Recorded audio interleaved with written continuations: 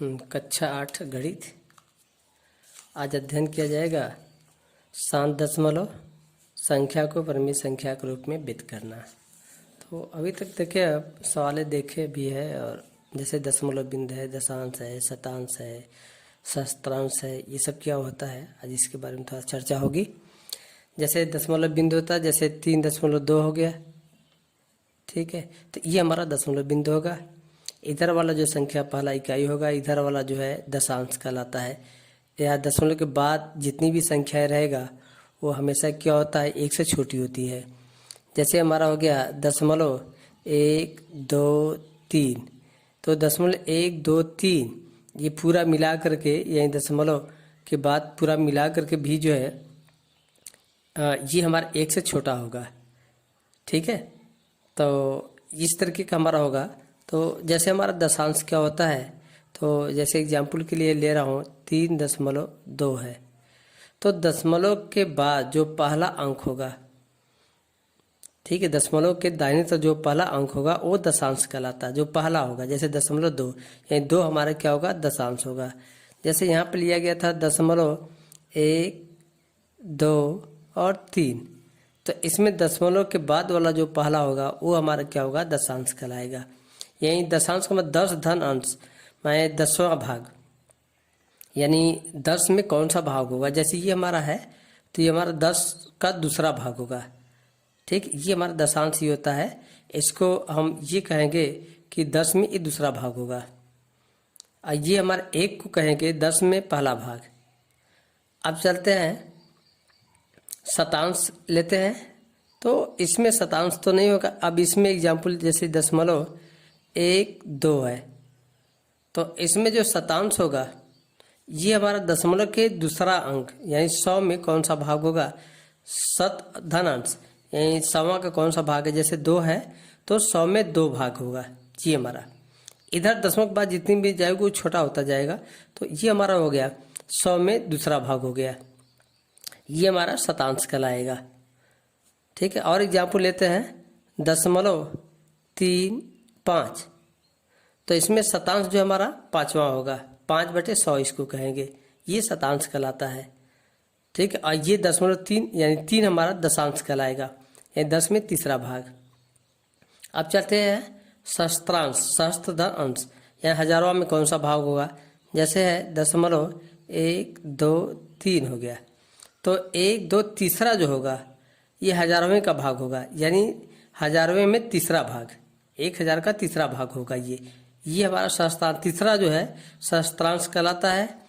दूसरा अंक जो है ये हमारा शतांश कहलाता है, और जो दशमलव के बाद पहला अंक होगा वो हमारा दशांश कहलाता है, ठीक है।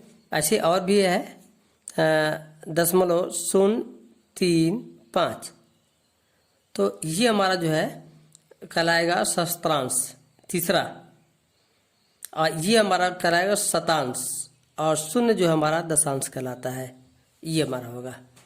अब हम कैसे चेंज करते हैं दशमलव में। जैसे अब आगे है निम्नलिखित दशमलव संख्याओं को परिमेय संख्या में व्यक्त कीजिए। इनको हम परिमेय संख्या में कैसे व्यक्त करेंगे, यानी भिन्न के रूप में कैसे ज्ञात करेंगे। तो जैसे क्वेश्चन नंबर पहला है 0.15 है, 0.15 है, इसमें इकाई कोई नहीं है, ठीक है। ये दशमलव के बाद कुल संख्या है, तो दशमलव के बाद जो पहला अंक होगा ये हमारा 1 दशांश होगा, ठीक है। जो पहला हो वो दशांश कहलाता है, यानी 1 दशांश है, और जो दूसरा होगा वो हमारा शतांश कहलाएगा, यानी 5 शतांश है, ये हमारा 5 शतांश हो गया। इसका मतलब 1 जो है 10 में 1 भाग होगा, तो 1/10 होगा। ये 5 शतांश है, यानी 100वां भाग का ये 5वां भाग है, तो ये कहलाएगा 100 में 5वां भाग, यानी 5/100 कहलाएगा। यदि शतांश तो /100 होगा, दशांश है तो /10 होगा। तो इनका हमारा मान भिन्न में बदलने के लिए 1 दशांश और धन 5 शतांश होगा, तो 1/10 और धन क्या होगा, 5/100 होगा। अब देखो इसका हर भिन्न भिन्न है, तो इसमें क्या करते हैं ना, दोनों का हर बराबर कर लेते तब जोड़ते हैं। तो इसमें एक शून्य और जरूरत है, यानी 10 का गुणा कर दे तो हमारा क्या होगा, 100 हो जाएगा। फिर 10 का ऊपर नीचे गुणा कर देते हैं, तो 10 बटे कितना हो जाएगा, 100 हो जाएगा। एक शून्य ऊपर नीचे बढ़ा दिया गया, तो ये 100 हो गया, ये 10 हो गया, और धन 5/100 होगा। अब दोनों का हर बराबर है, इसलिए अंश क्या होगा, जुड़ जाएगा। 10 5 15/100 हो गया, 5 से कट जाएगा, 5 से 15, 5 दूनी 10, 5 शून्य 0, 3/20 आएगा। तो ये पहला हो गया। अब दूसरा देखते हैं, 1.45 है। तो 1.45, इसमें देखो एक पूर्णांक है, दशमलव के बाएं तरफ जो होगा वो पूर्णांक संख्या होती है। एक अंक होगा तो इकाई होगा, 2 होगा तो उसमें दहाई इकाई दोनों होगा। तो यहाँ पर ये जो है 1 इकाई है और दशमलव ये 4 दशांश है और 5 क्या है, शतांश है। तो ये हमारा हो गया 1 इकाई, धन जो है 4 दशांश और धन क्या होगा 5 शतांश। ठीक है, तो 1 इकाई तो पूर्णांक है, ये हो गया। 4 दशांश मतलब 4/10 होगा, दशांश है तो 4 पहला अंक है, इसे 4/10 होगा। जो दूसरा अंक है दशमलव के बाद ये शतांश है, ये 5/100 होगा। 2 अंक होगा, जितने बाद होगा उतने शून्य लिख देते हैं। जैसे 5 है, 2 अंक बाद है दशमलव के 2 दूसरा है, तो 5 क्या होगा 100 होगा।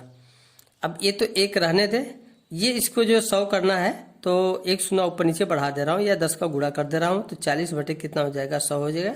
ये 5/100 होगा। तो एक धन और ये क्या होगा, यहाँ पर जो है दोनों हर बराबर है तो 40 अंश जुट जाएगा, 40 धन 5 बराबर कितना होगा 45/100 हो गया। तो एक धन 45/100 हो गया। ये देखो 5 से कट जाएगा, तो ये हमारा हो गया 45, 5 दूनी 10, 5 1 धन 9/20 हो गया। इसको जोड़ देंगे तो 20 गुणे 1 20 करें 20 धन 9 29 क्या होगा 20 होगा। तो ये हमारा हो गया 29/20 होगा। तीसरा है हमारा 0.625, इसमें इकाई कोई नहीं है, तो जहाँ पर हो गया 0.6, ये 6 दशांश होगा, 2 शतांश होगा और 5 क्या होगा सहस्त्रांश होगा। ठीक, ये लिख दिया गया। दशांश में /10 करते हैं, शतांश में /100 करते हैं और सहस्त्रांश में /1000 करते हैं। तो अब देखो यहाँ हर में सबसे बड़ा हमारा क्या 1000 है। ठीक है, ऐसे सभी को हम क्या करेंगे 1000 बनाएंगे। तो 1000 बनाने के लिए 2 शून्य की जरूरत है। जैसे 1 शून्य तो है, 2 और चाहिए, तो 2 शून्य बढ़ाएंगे तो 2 शून्य ऊपर और 2 शून्य नीचे, अर्थात 100 का ऊपर नीचे गुणा कर देंगे तो हमारा 2 शून्य बढ़ जाएगा। तो 2 शून्य नीचे बढ़ा दे रहा हूँ और 2 शून्य ऊपर, तो ऊपर हो जाएगा 600 और बटे कितना होगा 1000। और यहाँ पर 100 है, 1 शून्य की जरूरत है 1000 करने के लिए, तो इसका मतलब 1 शून्य ऊपर 1 शून्य नीचे बढ़ा दे रहा हूँ। तो यहाँ पर यानी 10 का ऊपर नीचे गुणा हो गया, तो 20 बटे क्या होगा 1000 होगा, धन 5/1000। अब देखें तीनों का हर क्या होगा बराबर है, 1000 है, इसलिए अंश क्या होगा जुटेगा, यानी 600 धन 20 धन 5, ये हो गया। तो 600 हो गया, धन 20 620 और 5 625 हो गया। 20 5 25 और 600 धन 25 625/1000 हो गया।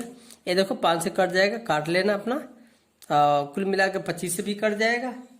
ठीक है, तो काट कर देख लेना, ये आएगा 5/8 आएगा। और चौथा देखते हैं, तो चौथा हमारा है 12.05 है। तो यहाँ पर देखें ये हमारा इकाई है, दशमलव के दाहिने बाएं तरफ 2 अंक है, तो ये हमारा इकाई होगा, ये क्या होगा दहाई होगा, यानी 1 दहाई है 2 इकाई है। तो ये लिखा गया है 1 दहाई 2 इकाई 10 2 12 होता है, तो 1 दहाई हो गया और 2 क्या हो गया इकाई हो गया। इसको जोड़ देंगे 1 दहाई 2 इकाई 10 2 12 हो गया। तो वही चीज लिखा गया 1 दहाई 2 इकाई और दशमलव शून्य दशांश है। ठीक है, 0 दशांश हो गया और 5 क्या है शतांश है, तो 5 शतांश हो गया।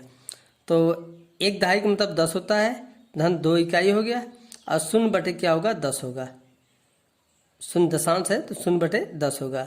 फिर 5 क्या है शतांश है, तो 5 बटे क्या होगा 100 होगा। तो इसको हम जोड़ दें, 10 धन 2 कितना होगा 12 हो गया, 0 में 10 का भाग करेंगे 0 आएगा, ये हो गया 5/100 हो गया। तो ये मिला, 0 को हटा दे, 0 जोड़ेगा तो कोई मतलब नहीं है। तो 12 धन 5/100 हो गया, 12 धन 5/100, 5 से कट जाएगा। ठीक है, 5 के 5 5 10 5 0 0, 12 धन 1/20 हो गया। इसको अब गुणा कर दे तो 12 दूनी 24 240, 20 गुणे 12 240 धन 1, 240 धन 1/20 हो गया, 240 धन 1 241 हो गया बटे 20 हो गया। तो इसका आंसर ये आएगा 241/20 हो गया। अब अगला देखते हैं, पांचवा 2.125 है, तो 2 हमारा इकाई हो गया, इधर दशमलव के इधर इकाई होगा और 1 क्या होगा दहाई होगा, यानी दशांश होगा, 2 क्या होगा शतांश होगा और 5 क्या होगा सहस्त्रांश हो गया। ये लिखा गया है, जैसे है पहले इसको लिख दे रहा हूँ।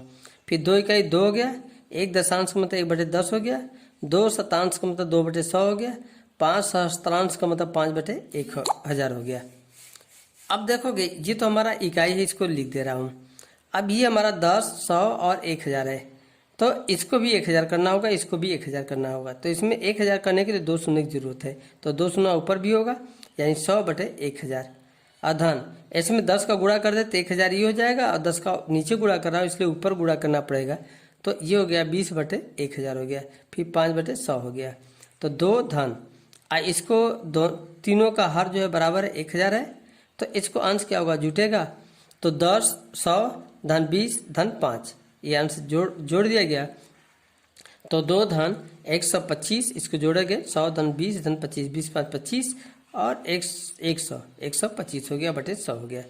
तो 125 से कट जाएगा, नहीं तो 5 से कटेगा, नहीं 25 से कटेगा, 5 भी कटेगा, जिसको 25 का पड़ेगा 25 से काट लेगा, तो ये आएगा 1/8 आ जाएगा इसका काटने पर। तो 2 धन 1/8 हो गया, 8 दूनी 16 धन 1 कितना हो गया, 17/8 हो गया।